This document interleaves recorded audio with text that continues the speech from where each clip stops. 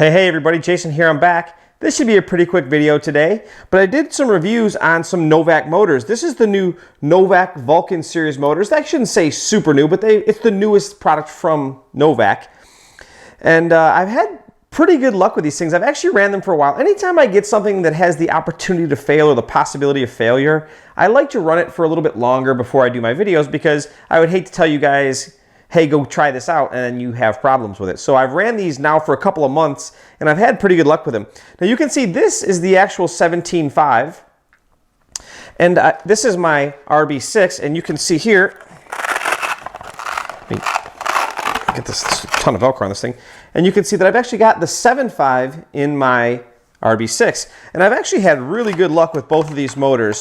The 7.5 obviously has ridiculous amounts of horsepower compared to a 17.5, but I ran the 17.5 in a couple of different vehicles. I ran it in 2 different buggies and I ran it in a short course truck, and it's actually really competitive with all of the other vehicles.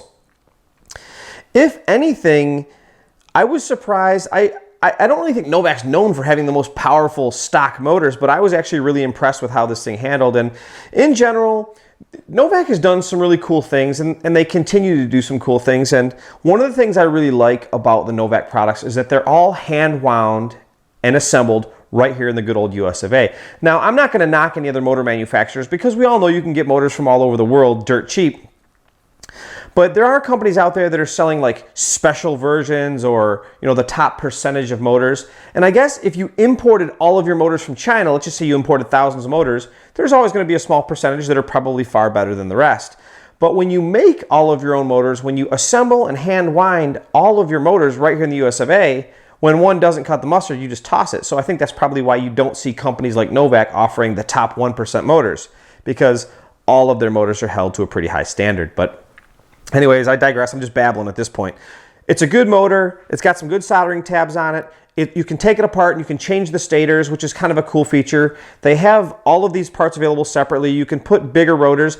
This particular 17.5, shame on me for not remembering the part number, but this one actually came with the 12.5mm rotor, and it actually feels pretty good.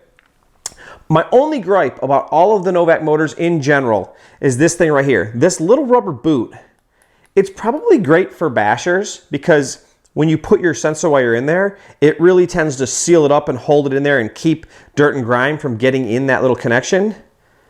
But it also makes getting the sensor wire out a little bit of a pain in the butt. So if it were up to me, I probably would say skip the little rubber dirt boot and just, hey, these are race motors. You know, these things aren't, we're not going out and bashing with a 17.5.